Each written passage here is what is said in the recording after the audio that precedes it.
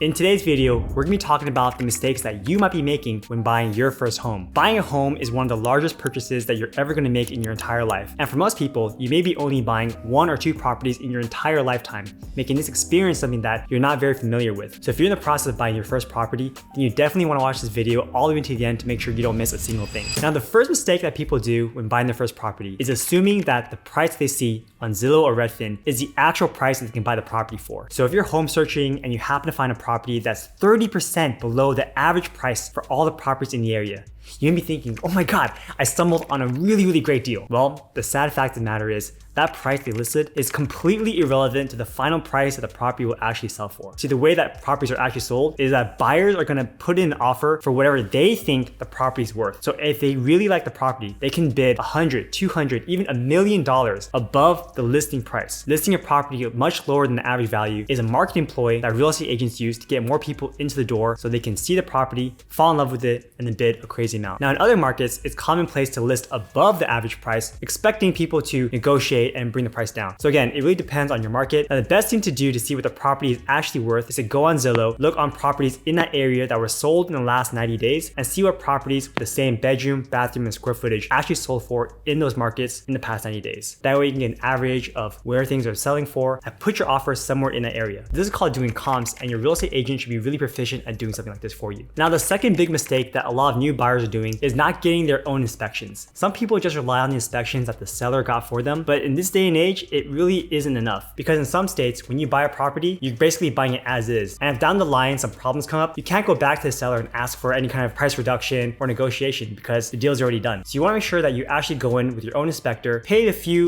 $400 to $700, have them go and walk through the entire property. That way you can see any of the major issues right now, and then you can decide right then and there if you want to renegotiate with the seller or if you want to walk away from the deal altogether. It's only several $100s and can save you tens of thousands of dollars down the line. Another thing to note, if you do have to go back to the seller and renegotiate with them, always ask for the repairs to be a seller's credit at closing instead of a price reduction on the property. Let me give you an example. Let's say you're buying a property for $300,000 and there's a $10,000 roof repair that needs to be done. So instead of asking for the seller to bring the property price down from $300,000 to $290,000, ask them to keep the price at $300,000 but to give you $10,000 in seller credit back towards you to repair the roof. Now, you may think this is the same thing, but it's actually not. In the first case, where you bring the price down from $300,000 to $290,000, what you're doing is you're changing your down payment requirements. So instead of putting down $60,000, which is 20% of $300,000, now you only have to put in $58,000. So far so good, right? You don't have to bring in $2,000 towards your down payment. But the thing is, you now have to spend that $10,000 out of your own pocket towards putting in those repair costs. So your all in that situation is $68,000. But on the other hand, if you had a property at $300,000, then you put 20% down, then your down payment is still $60,000, but now the seller's credit will go towards paying for the renovations. In one case, you have a purchase price of $300,000, you're putting down $60,000. On the other hand, you have a purchase price of $290K, you put $58K down, but you have to put another $10K towards the repair. So you're all in for $68K, which is really hard considering that most people struggle to find money for the down payment in the first place. So to have an extra $8,000 out of nowhere is really difficult. So always ask for a seller credit if you need to negotiate. Now, the third mistake that people do when buying their first home is forgetting to lock the rate. When you're calling for quotes and talking to different lenders about what my rates are and this and that, the thing is, these are just quotes and they're not the actual rate you're gonna get because they don't actually lock in your rate until you have a property under contract. And even then, your lock is only good for a certain amount of time. So if you get a property under contract and things happen in between, closing gets delayed, then the rate may change based on the overall interest rates. So you have to be very careful of locking your interest rate as soon as you get your property under contract and making sure that your lock term does not expire before you close on your property.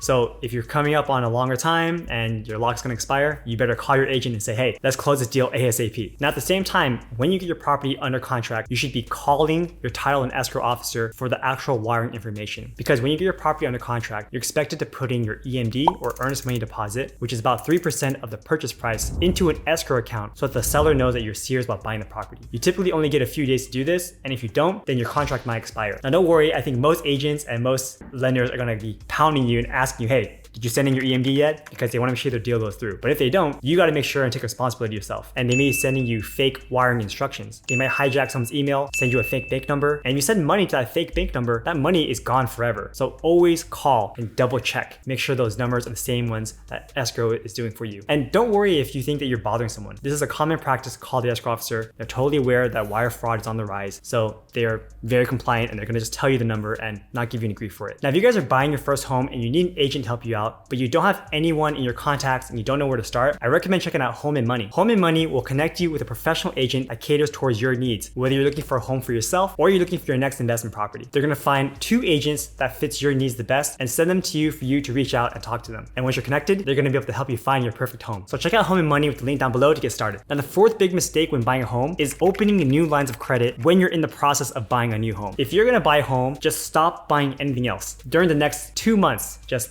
don't open new credit cards, don't try to buy a new car with a line of credit, and definitely do not try to buy another house and get another mortgage at the same time. When you're buying a home, this is one of the biggest purchases that you're ever gonna make in your entire life. And your lender is also giving one of the largest loans that they offer people. And if they see that you're doing weird things with your credit, at the same time they're offering you a bunch of money, they could back out of the deal, force you to restart the whole loan process, or even have you lose the deal in the first place, which can mean you might lose your entire earnest money deposit. So again, this one's pretty obvious, I won't go too much into it, but just don't get new lines of credit when you're in the middle of buying a property. You may try to be sneaky and think that, oh, they already pulled my credit, it's all good. The thing is, the lender will look at your credit one more time before they actually send the funds. So just don't do anything weird with your credit, be good, and go through the process. Once you close on the property, feel free to destroy your credit afterwards. It doesn't matter as much. Now, going back to loans, number 5 common mistake is to be very diligent with the loan process. You're given a certain time window to send in your documents, so the loan officer can take their time and process everything, make sure everything's on up and up, and actually give you a loan so you can close on time. Things they want are 2 years of W-2s, 2 months of bank statements, 2 paychecks,